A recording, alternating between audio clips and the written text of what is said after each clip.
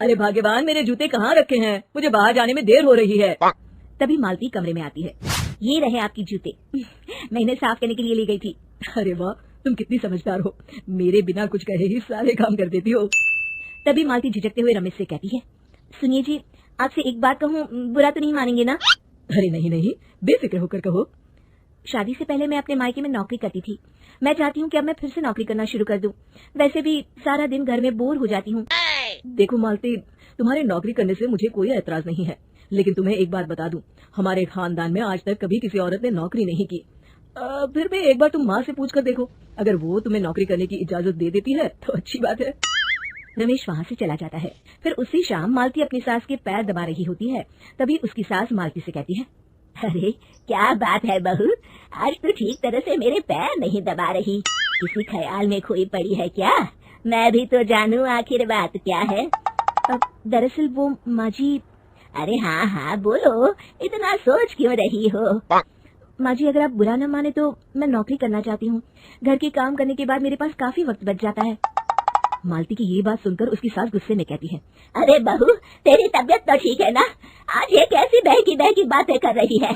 भला हमारे खानदान में आज तक कभी किसी औरत ने नौकरी की है जो तू नौकरी करने की बात कर रही है, हैं?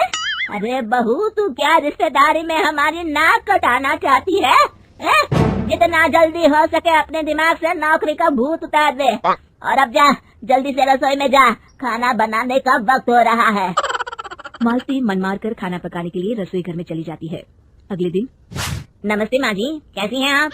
अरे आओ आओ दिवाकर बेटा, बैठो, मैं तुम्हारे लिए चाय मंगाती हूँ।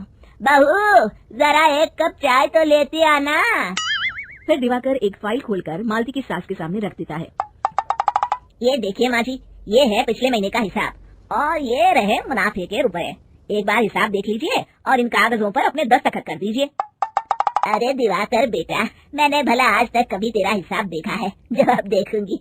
ला बता, कहाँ दस्तखत करूं? तभी मालती चाय लेकर वहाँ आ जाती है और अपनी सास को बिना कागजातों को पढ़े इस तरह लापरवाही से दस्तखत करते हुए देखकर हैरान रह जाती है। अच्छा माँ जी, अब मैं चलता हूँ, फैक्ट्री में बहुत काम है। फिर दिवाकर वहाँ से चला जाता है। कुछ दिनों बाद मालती बाजार में कुछ सामान खरीद रही होती है। तभी एक बूढ़ा आदमी उसे आवाज देता है, अरे मालती बेटी, कैसी हो? मुझे पहचाना? मैं तुम्हारी कंपनी में मुनीम का काम करता हूँ। हाँ चाचा जी, मैं आपको बिल्कुल पहचानती हूँ। कहिए, कैसे हैं आप? मैं तो ठीक हूँ, कंपनी में कुछ भी ठीक नहीं चल रहा, यहाँ तक कि हमें ठीक वक्त पर तनख्वाह भी नहीं मिलती। ये आप क्या कह रहे हैं? अब क्या बताऊं, आप लोग तो कभी हिसाब किताब देखने दफ्तर आते नहीं। मेरी मानो तो एक बार आप लोग दफ्तर आकर सारा हिसाब किताब देख लो, आपको असलियत पता चल जाएगी। अच्छा बेटी, अब मैं चलता हूँ, देर हो रही है। फिर वो बूढ़ा वहाँ से चला जाता है। वहीं दूसरी तरफ मालती घर पहुंचकर अपनी सास को सारी बात बताती है।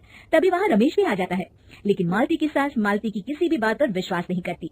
तभी रमेश कहता है, अरे माँ, बिना आग के कभी धुआं नहीं उठता। जब मालती इतना कह रही है तो हमें एक बार दफ्तर चलकर देख लेना चाहिए। वैसे भी हम लोग काफी दिन से अपने दफ्तर नहीं गए हैं। इस तरह किसी एक आदमी के भरोसे काम छोड़ना मुझे भी ठीक नहीं लगता। अगले दिन वे सभी अपने दफ्तर पहुंचते हैं और सीधे दिवाकर के कैबिन में जाते हैं। अचानक सबको एक साथ देखकर दिवाकर चौंक जाता है। अरे माँ जी, आप सब लोग अचानक यहाँ कैसे आ गए? अगर कुछ काम था तो मुझे एक फोन कर दिया होता, मैं आपके घर आ जाता। तभी मालती की सास कहती है, अरे दिवाकर बेटा, आज मैं हिसाब देखने दफ्तर आई हूँ, जरा मुझे पिछले 6 महीनों का हिसाब दिखाना तो बेटा।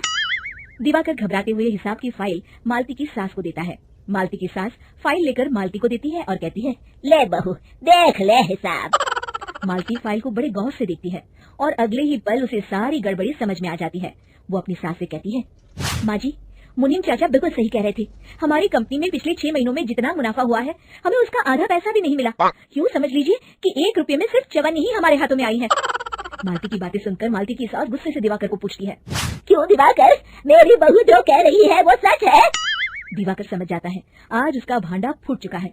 वो गिड़गिड़ाते हुए कहता है, मुझे माफ कर दीजिए माँ जी, मैं पैसों के लालच में अंधा हो गया था।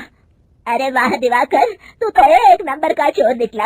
इतने दिनों से मैं तुझ पर आंख बंद करके भरोसा करती रही और तू मुझे ही चुना लगाता रहा। अभी के अभी निकल यहाँ से और दोबारा अपनी शक्ल मत दिखाना। दिवाकर वहाँ से भाग जाता है। मालती की सास मालती को शाबाशी देते हुए कहती है, बहू, आज मैं समझ गई कि पढ़ाई लिखाई हमारी जिंदगी में कितनी जरूरी है। मैं बहुत किस्मत वाली हूँ जो मुझे तुझ जैसी बहू मिली है। शिक्षा, पढ़ाई लिखाई का इस्तेमाल सही जगह करके हम दुनिया में बहुत कुछ बदल सकते हैं।